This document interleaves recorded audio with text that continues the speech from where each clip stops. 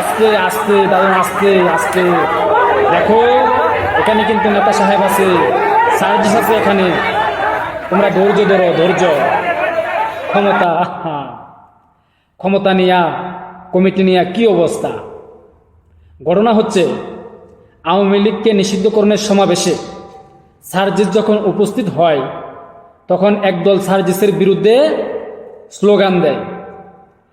তখন আরেক দল সার্জিসের পক্ষে নিয়ে বলতেছে, এ বেটা তোর এত বড় সাহস, তুই নেতার বিরুদ্ধে স্লোগান দেস? জানোস বেটা সার্জিস ভাইকে? দরকার পড়লে জীবন দিয়ে এলাম। এই কথা কয়ে ঝাঁপায়া পড়লো। তখন আরেক দল বলতেছে, তোরা জীবন দিয়ে লাগবে, আমরা কি চাই দেখবো কয় মারস নাকে।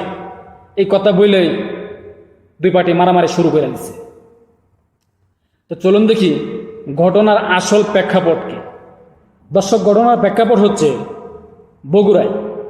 বগুড়ায় বিকেল 5:15টার দিকে শহীদ টিটু মিলনায়তন চত্বরে এনসিপির মুখ্য সংগঠক সার্জিসের উপস্থিতিতেই তাদের নেতাকর্মীরা এভাবে প্রকাশ্যে মারামারিতে জড়িয়ে পড়ে।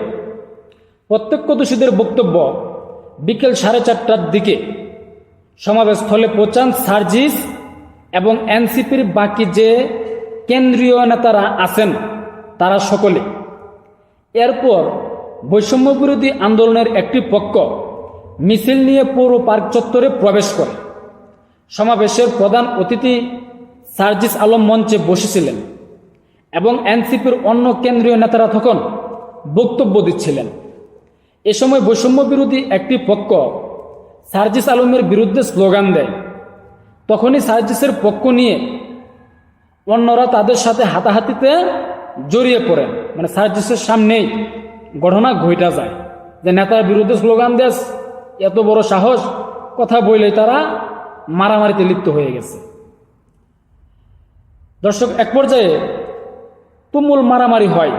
দুই পক্ষের মারামারির সময় সমাবেশের মঞ্চে বসে বক্তব্য দিচ্ছিলেন এনসিপির নেতারা। কেন্দ্রীয় যুগ্ম সদস্য সচিব তাহসান রিয়াজ সহ আরও বেশ কয়েকজন।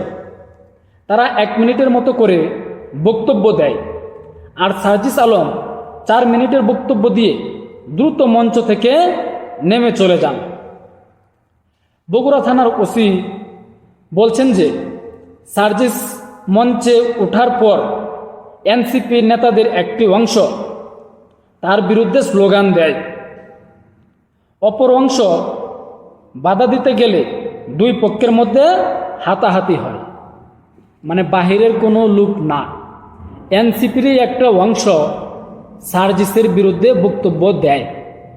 তারপরেই আরেক পক্ষ সার্জিসের পক্ষ নিয়ে যখন কথা বলে, তখন দুই পক্ষের মধ্যে সংঘর্ষ শুরু হয়। এটা ওসির বক্তব্য। এখন তোমরা যে দেশ সংস্কার করবা বা আগামী দিনে নেতা হইবা, এটা কিভাবে সম্ভব? তোমাদের ভিতরে তো ঐক্য নাই, তোমরা নিজেরাই মারামারি কাটাকাটি করো। দেখো, এই যে আজকে যে ঘটনাটা ঘটতেছে, তো আগামীর বাংলাদেশ তোমরা কিভাবে গড়বা? আর তোমরাও যে দুধের দোয়া তুলসী পাতা, এটাই কিভাবে বলবো? কেননা আজকে তোমরা আসছিলে নতুন বাংলাদেশ গড়তে, যখন দেখতেছে যে তোমরা কয়েকজন কোটি কোটি টাকা কামাই করতেছ, কোটি টাকার গাড়ি দিয়ে চড়তেছ, একটা গাড়ি নষ্ট হইলে আরেকটা গাড়ি সাথে সাথে চলে আসতেছে, তখন অন্যদের তো মনে একটু লাগতেই পারে যে তোমরা এত কিছু সুবিধা ভোগ করবা, আমরা কি কিছুই পাই না? তখন মারামারিতে লিপ্ত হইয়া প্রমাণ করে যে কে কার থেকে কত বড় নেতা। এটাই কিন্তু বাস্তব।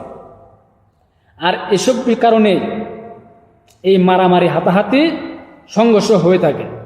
তো যেই পরিস্থিতি ধারণ করছে, যদি সার্জিস সেখান থেকে দ্রুত না সরতো, মানে 4 মিনিটের বক্তব্য না দিয়ে যদি চলে যাইতো বা বক্তব্য আরো লম্বা করতো, তো 2-4টা সার্জিসের গায়ে হয়তো পড়তো। পরিস্থিতি কিন্তু এমনই ধারণ করছিল। তো যাই হোক, সার্জিসের ভাগ্য ভালো, সার্জিসের গায়ে 2-4টা পড়ে নাই। তো দেখা যাক এই ঘটনা নিয়ে, এই সংঘর্ষ নিয়ে এনসিপি নেতাকর্মীরা কি ফাইসালা করে, কি সুযোগ সুবিধা আনে, বা প্রত্যক্ষদর্শীদের কি ব্যবস্থা নেয় এই সার্জিস আলম। তো অপেক্ষায় থাকুন পরবর্তী আপডেটের জন্য। কমেন্ট করতে ভুলবেন না, মতামত জানালে ভুলবেন না।